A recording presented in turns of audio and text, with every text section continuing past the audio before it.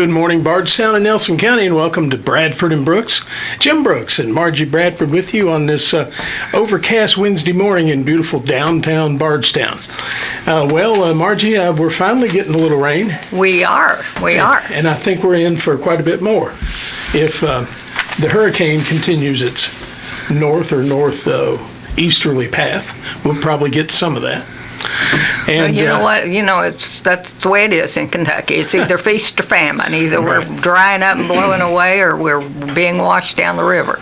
Well, as I've mentioned before, when I was young, I made my living mowing local yards. And every August you could count on a drought. And I always hated that time because I didn't work, didn't make any money. But then, by the end of the month, by the end of September, we'd get some rain and things would start growing again. Now, I kind of wish it wouldn't rain because I don't want to go out and mow. My son's back to college, and I gave him those mowing duties during the summer. So now it's back on me. Anyway, Margie, you and I, we've got a very special studio guest who's going to discuss the Amendment 2 that's that'll be on the Kentucky ballot not next month, but November. You've probably heard a lot of discussion about it.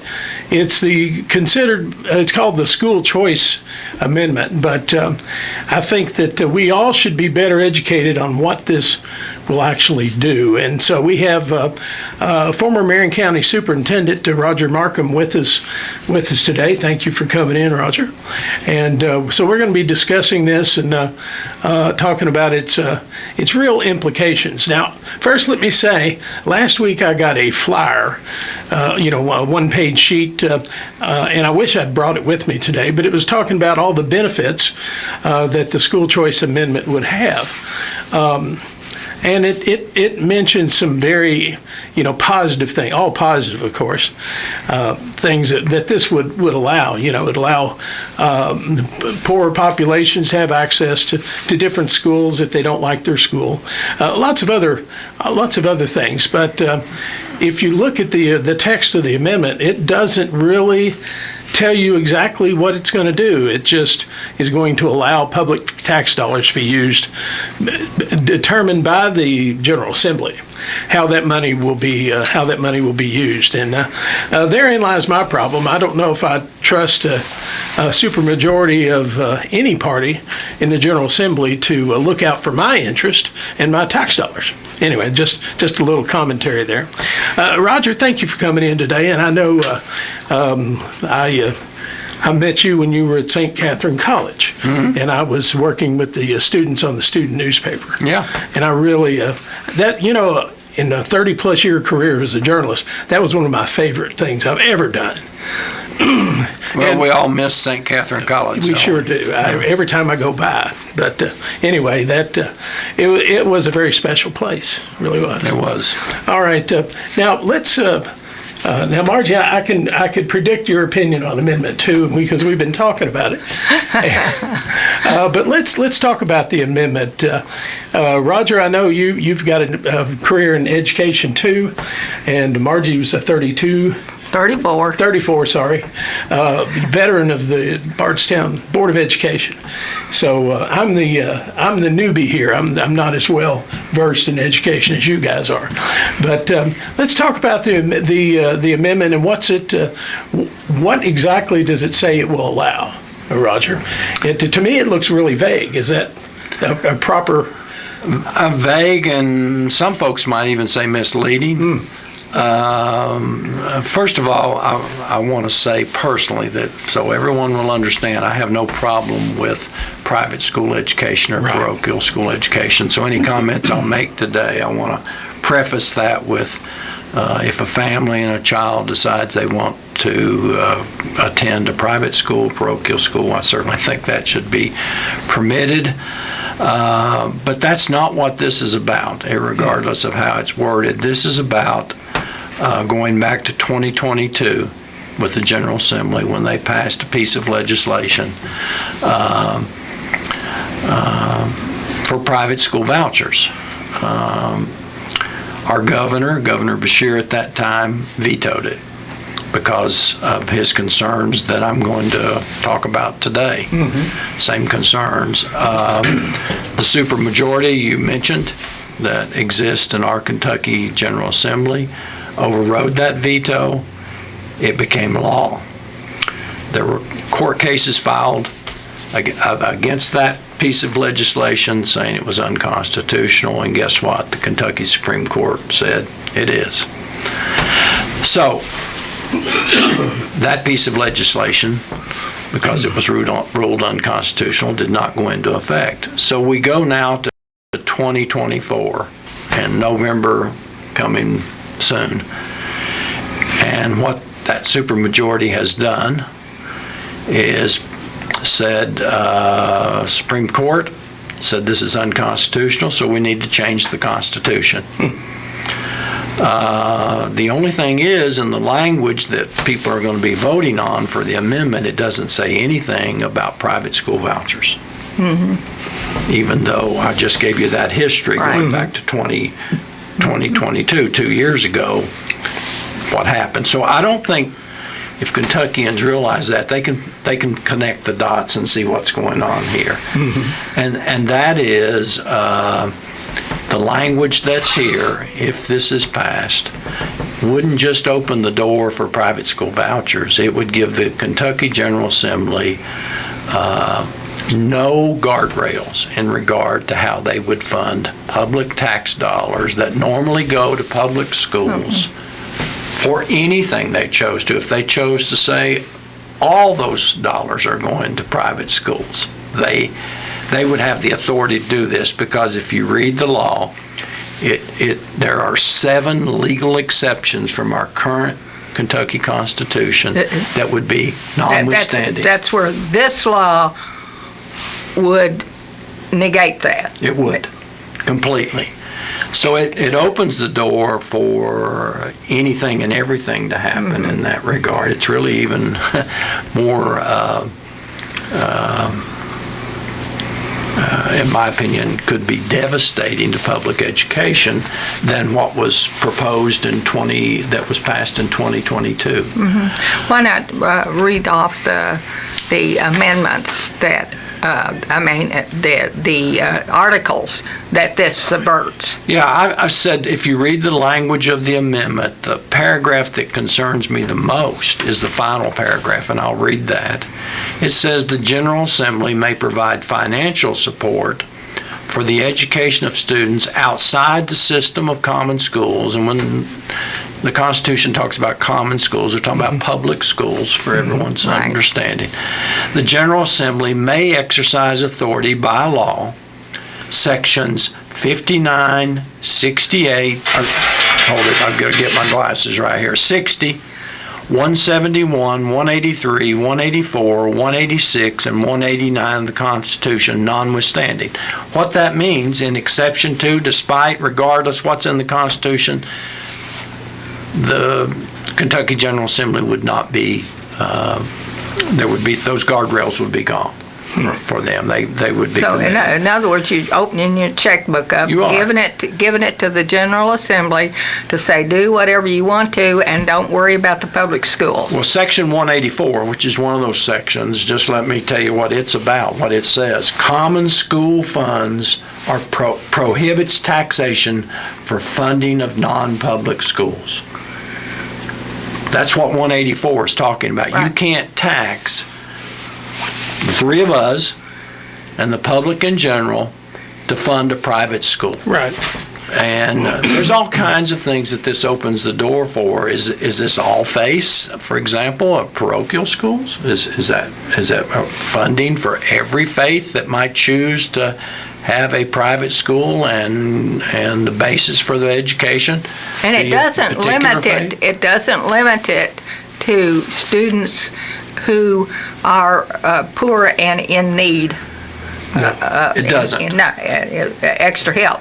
It's saying that anyone who's sending their kid to a private school now can get public funds to pay for that. Well, if you look at it nationwide, what's happened, and all the studies have been done where where this type of legislation has passed and is in effect, the money that is siphoned off of public education has gone to kids that are already in private schools. Right. And are going to kids and families that are at a much higher income level than our children that are in public schools. I think it's like an average of $200,000 a year that they have found of the people who are getting this.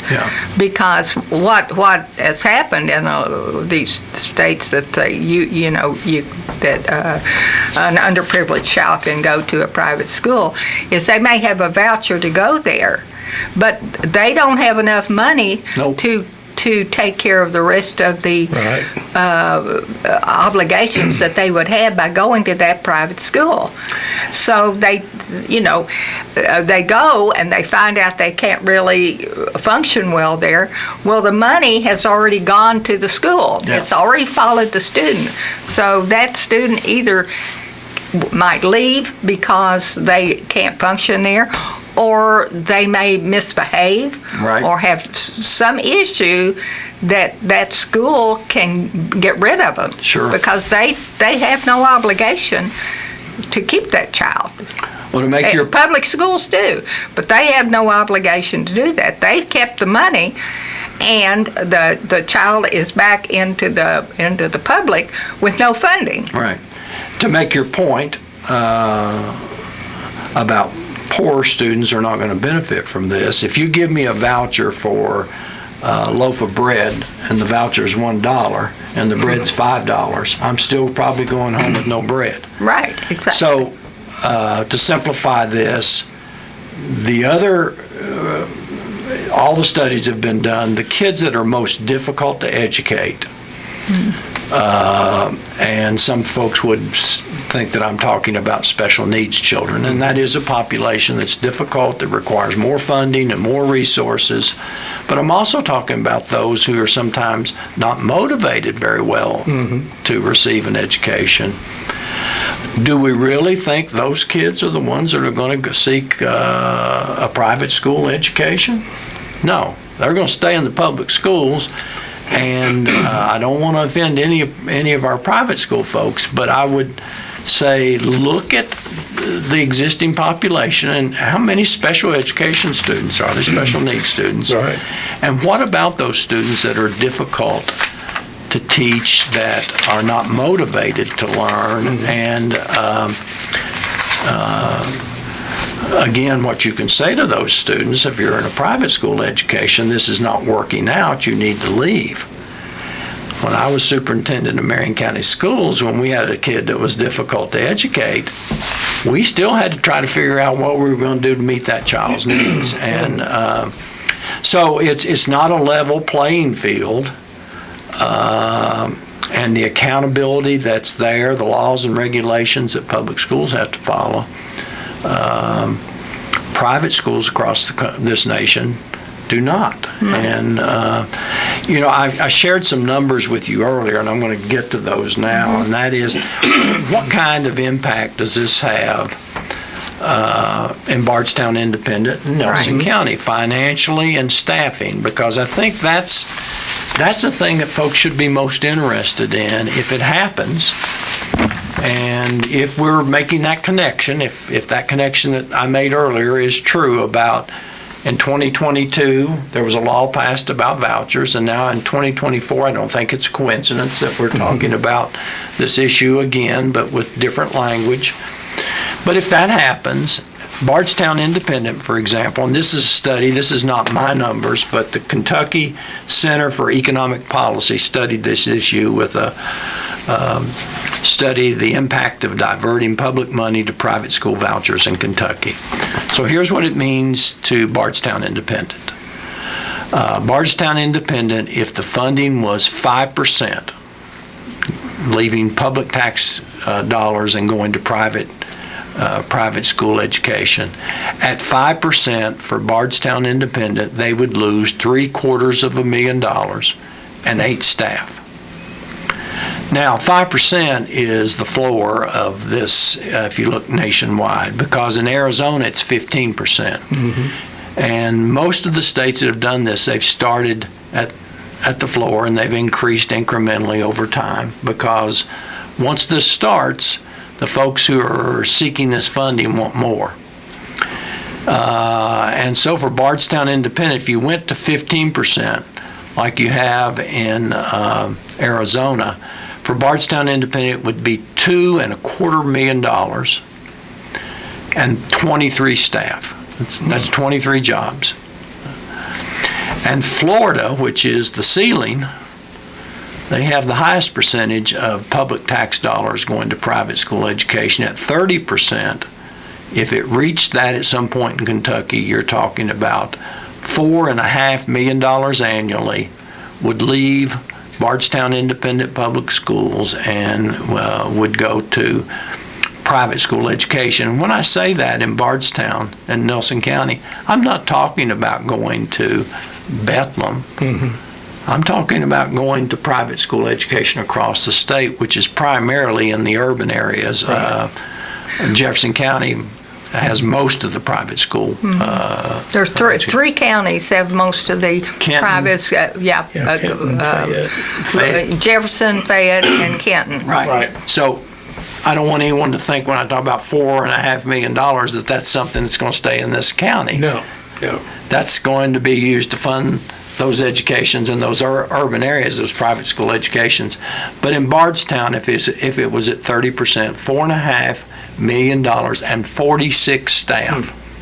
Now, 46 staff, I don't know how many staff they have out at the elementary school that's near where I live, but I would say that probably takes all the staff in that elementary school. Right. Well, in other words, it would completely decimate the public school system. It would. And so some folks will say, well, that's not going to happen. Well, it might not happen immediately, but in Arizona and Florida, it didn't take long for it to escalate to that point. And what I've read in Arizona, it's resulted in cuts to like infrastructure and all kinds of the government programs they've had to cut back on because so much money is pouring into that. Well, here's the other point I want to make about the funding issue as a former superintendent. So, some may come back and say, well, what if they hold harmless public school districts? In other words, their funding would stay the same. It won't decrease. And my answer to that, which I don't think that would be the case, but my answer to that, if they're talking about additional funding then for private school, where does that come from? And that's back to what you're talking about. Somebody has to lose unless taxes are going to go up. Mm-hmm. And nobody wants to talk about that in today's time. So, but the other argument I would have is Kentucky public schools, if you look at funding across the nation, the funding is inadequate as it already stands. Right. We already pay our teachers $10,000 less than the people around us. And we have a huge teacher shortage. Yes, all we kinds do. of, even in the districts here, ask them. They're not fully staffed. They have substitutes in their classrooms now because they can't find teachers. But this is going back, and it's been, how many years? 16 years since I served as superintendent. The transportation formula has never been fully funded in this state. In other words, the allocation formula that the General Assembly passed has never been fully. So who pays for that? It's paid out of local tax dollars. Right. So if there was going to be additional funding, let's do that. Let's take care of that first before we start talking about doing something more. And the other thing is, if you believe, like I do, in early childhood education, as a state, we're in desperate need, especially now with both parents usually working, of universal pre-K. We're in desperate need of that. And why would we not invest in that rather than doing this?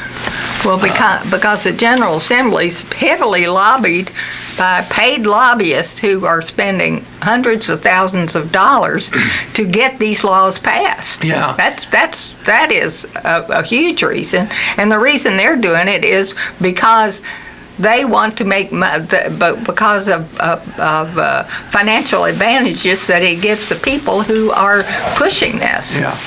There's a book that I shared with both of you earlier, Josh Cowan. I heard him speak recently. It's called The Privateers. And the subtitle is How Billionaires Created a Culture War and Sold School Vouchers.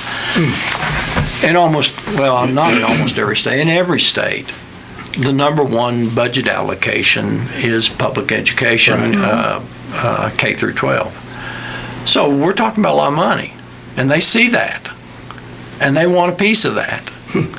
And then, if it's not just a financial interest, it's a culture war. I agree with this. This is about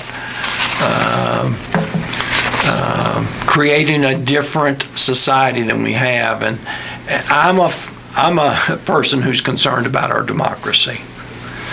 I think it's more in jeopardy now than it's ever been in my lifetime, and I'm almost 73 years old. So. And one of the supports that you must have, in my opinion, to have a functioning democracy is an educated populace. Right. Because you're asking those people to make decisions about some pretty complicated issues, and I'm not just talking about who we elect as people, but things like what we're talking about right here with this amendment. Right. And I don't want to accuse anybody of propaganda, but this amendment, if you read it, is very misleading. It is. Because what if the General Assembly then turns around and passes that same private voucher law that they had in 2022? I mean, why didn't they say that? Right. In this language, if that's what they intend to do. Because they want to couch it in a way that you'll take it, that it is not meant to be. Right, and there's so much of that goes on now that's the argument for why we need desperately a good public education system across this country, because I just don't think you can have a functioning democracy without that. And I think the people who came before us, centuries before us, realized that, going all the way back to Horace Mann, that's necessary if this democracy thing's going to work. Sure. And if you're going to have an educated workforce, absolutely, to be able to do these machines and that.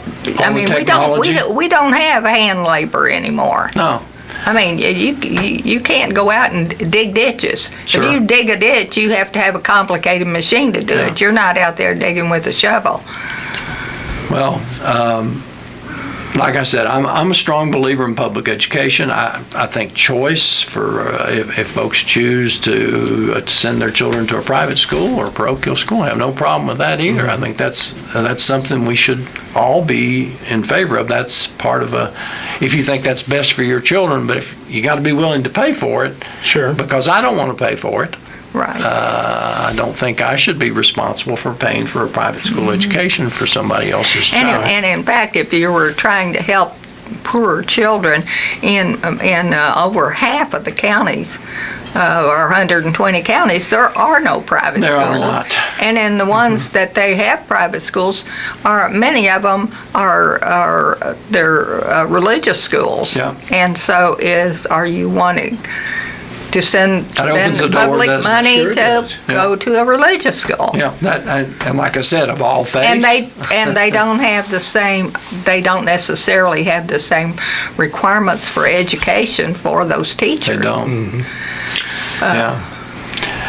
Well, my fear with this is that's the reason I've started with talking about trying to interpret what the language actually is about in the amendment. Is that in those rural communities, because the way it's worded, that people will vote for it because of the way it sounds. It sounds pretty good that they'll vote for it, and then they will regret it when they come back and the school district says we no longer can offer these services because we had this much of a budget cut because that money was taken from our budget and given to private schools, not in our community, but in private schools across the state. Right. And we're going to lose this many staff members. And then you know how it is in communities like our community, that really hits home. Sure. But it's too late. Once that's happened, it's too late. And as I said earlier, this language does away with 7 sections of the Constitution that prohibits that, and opens the door for anything and everything in regard to how the General Assembly funds or doesn't fund public education. They could say, well, we're no longer going to fund it. I read an article in Forbes magazine several years ago, and it's called "Hitching a Ride on the Gravy Train to Fat City." Yeah. And it addressed this very thing. And it said that under that that one of the fueling things for this push for vouchers is that there's a federal tax code called the New Markets Tax Credit, and under that program they can go to underserved areas and collect a generous tax credit up to 39%. And that in a 2010 article by Juan Gonzalez in the New York Daily News said that a lender who uses it can almost double his money in 7 years. Wow. And so that is why that is a force behind sending people to all of these state legislatures to get these laws passed. Yeah, I think you make a good point, and it's another thing I think the voters out there ought to be aware of. Where did this come from? It didn't come from communities like this, the 20 counties in this state. It didn't come from grassroots of saying, we need to do this. So where did it come from?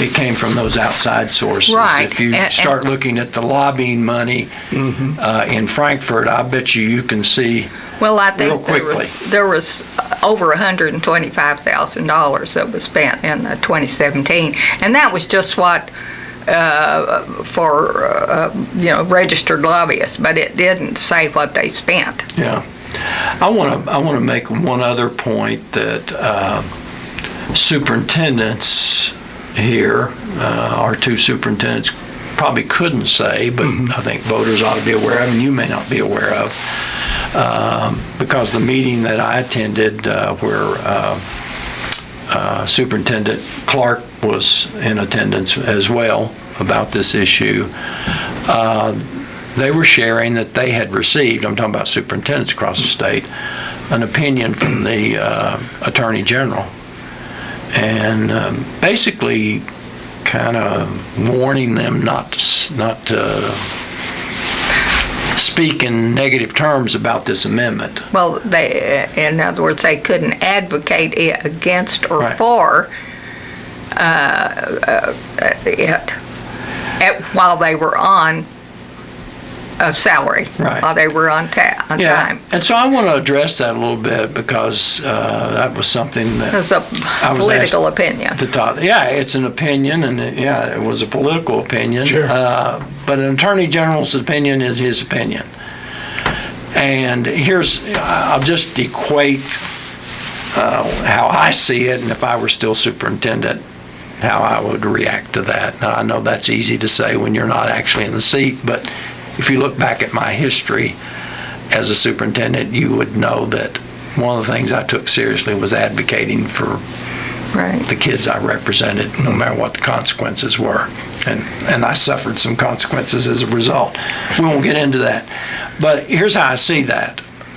In the 10 years I was superintendent of Marion County, not one year in those 10 years was there not a budget cut, or a budget cut, a proposed budget cut, and then a cut. Yeah.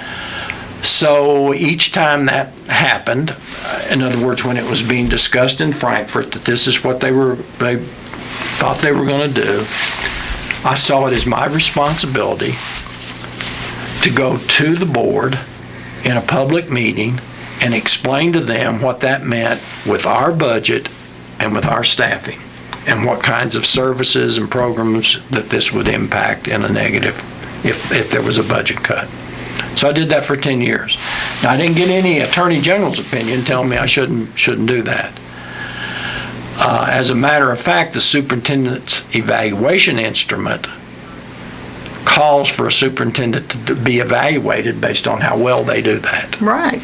Because your responsibility, one of your key responsibilities when they hire you in a community like this one to be superintendent is to advocate for the resources needed to to educate your children and to keep your community informed about the consequences of any proposed legislation. And that's what we're talking about here, is Right. changing our Constitution. So I don't see it any different. I don't care what the Attorney General said. I don't see any different. If I were a superintendent, I would say to the board, what I just shared with you about Bardstown Independent, this is what would happen is if it's at 5% or it's 15 or 30%, here's what happens to You our mean he's budget. forbidden from telling the Well- board members that this is what can I don't happen? think so, but some superintendents are afraid because when you get an Attorney General's letter and you're fairly young as a superintendent, it's easy to go, oh, I don't want to get in any legal trouble. But in my opinion, and I told the superintendents at this meeting I attended, you're not meeting your responsibilities, Right. and the board should evaluate you in that manner, considering that you weren't willing to do that. So you said it was a political opinion, and I agree with you. It was a political opinion. I think it was motivated politically to say, Right. don't get out there and talk negatively about this. Right. Now, I don't think you can use resources of the school district to advocate against this, but to not inform your board of what this would mean if it happened, and to say That's superintendent malpractice. we're going to ignore the fact that this might result in private vouchers because they didn't say private vouchers in the language. I mean, that's like saying play dumb Right. to this whole thing. Yeah. Well, to Dr. Clark's credit at the last school board meeting, he had offered a PowerPoint presentation discussing Amendment 2 Yeah. and its potential impact on, schools across the state. And very informative, and, kudos to him for Yeah. letting his board know. Well, and there's a number of ways you could share it with the board. You could share it privately, the impact it might have. But then you've got the community that's really going to decide this. It's not going to be just the board. There's Right. only 5 votes there, but Right. it's the community. So I think you've got a responsibility to share this with the community. And I have Nelson County's numbers here, and obviously they're even greater because it's a larger school district. Right. Getting back to the article that I read, there was a Credo study done by Stanford University in 2013 with 27 states representing 95% of all charter school students, and the study found that 83% of charter schools were no more effective than the traditional public schools. I'm aware of that study, and I think it's spot on. It was well done. Right, and they go on to go through the percentages of in math and reading and all the different things. So.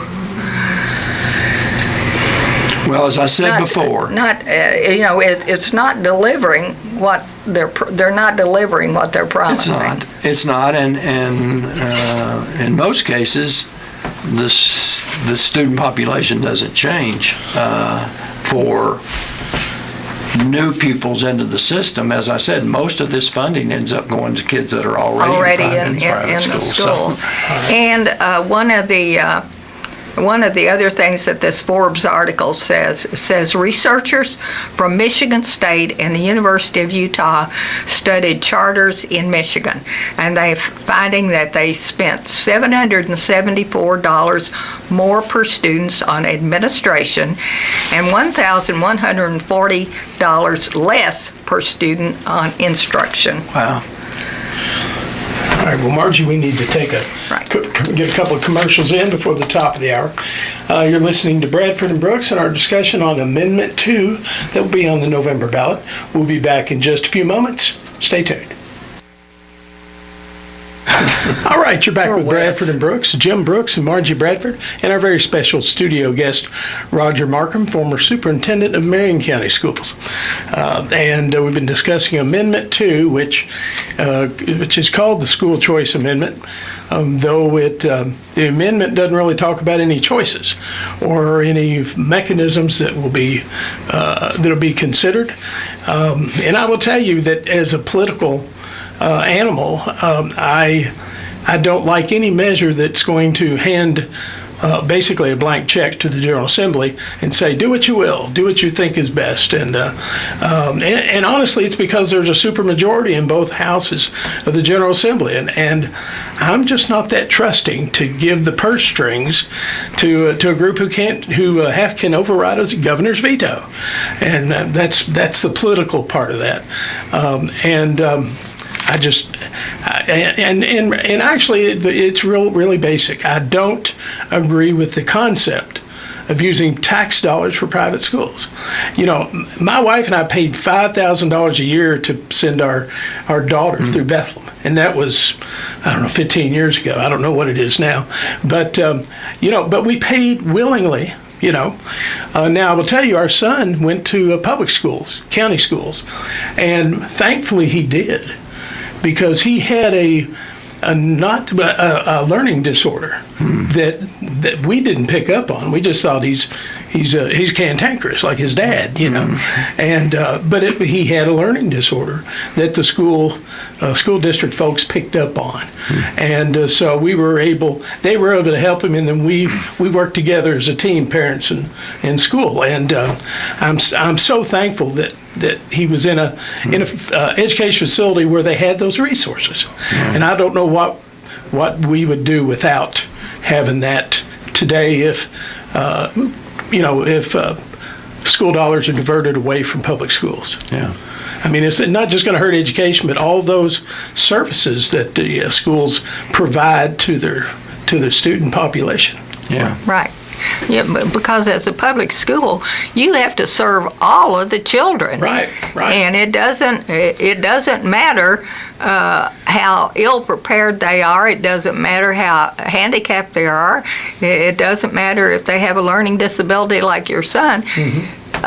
We have to do our best to provide those services, and public schools cannot do that if those public school dollars are going to private schools. Right. So I'm very wary about any legislation so open-ended. And then the flyer I got in the mail last week talked about all the wonderful things Amendment 2 will do, and it mentions things that are not in the language of the amendment, and I'm sure that's on purpose, just to try to keep it open-ended. Yeah. But I don't. Now, I respect our legislators, have great respect for them, but I disagree with them on this amendment, and I think it will harm Kentucky public schools. Yeah. Share a little bit more about the lens that I view all this through, because you mentioned my service as a superintendent for 10 years, but I served on the state board for 8 years, from 2010 to 2018. So I had a responsibility as a state board member to see this from a statewide view, not just a local school district, and those greater needs of all kids, and the adequacy of funding and the equity of funding across the 170, I think there's 172 school districts in the state now. There was 176 when I was superintendent, but I think there's 172. So I see it through that lens. And you mentioned legislators. Jimmy Higdon's been a friend of mine long before he was in the Senate or the House. He was running a grocery store when I was superintendent down there. So I respect Jimmy. I like him, but I would tell Jimmy clearly this is not the direction we ought to be going in this state, for a number of reasons. I mentioned the adequacy of funding is it's inadequate in the state of Kentucky, and you can compare it to other states and see how inadequate we are, and the whole issue of how this opens the door for anything and everything. And the current supermajority may have the best of intentions. But if you do this, if someone has poor intentions, the door's open for them to go to do whatever they think they want to do in that regard. Right. And I'm like you, I want some guardrails in place. And I'm going to go back to one of the fundamental things that I mentioned earlier, and that is if we're going to have a democracy for my grandchildren and your grandchildren and future generations that's functioning the way a democracy functions, there has to be an educated populace. And that means all. Right. Not just some, not just the wealthy, but not all. Just the middle class and up. That means all, because they all vote. And without that, I think you run into real problems with, especially in an age of misinformation and so much information. You know, when I was growing up, you were growing up, you know, it was the newspaper, it was the radio. Now it's coming from every direction for kids and adults. And so if you don't have some critical thinking skills, it's really difficult to make good decisions. Right. When you're voting for someone or when you're voting on an issue. Right.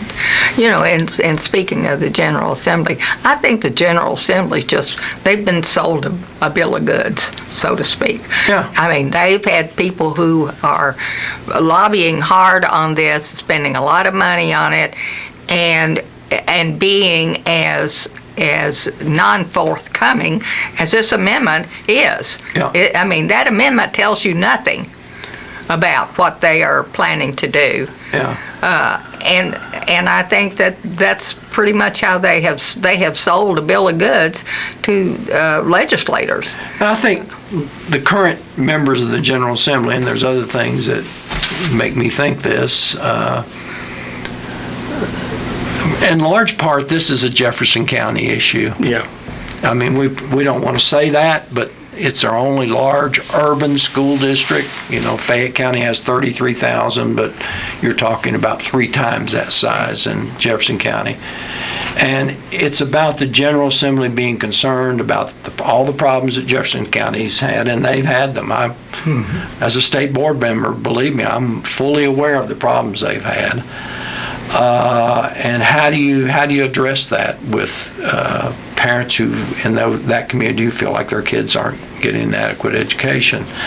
I don't think this is the answer, and I certainly don't think it's the answer statewide, because it's addressing a problem across the state that doesn't exist. Right.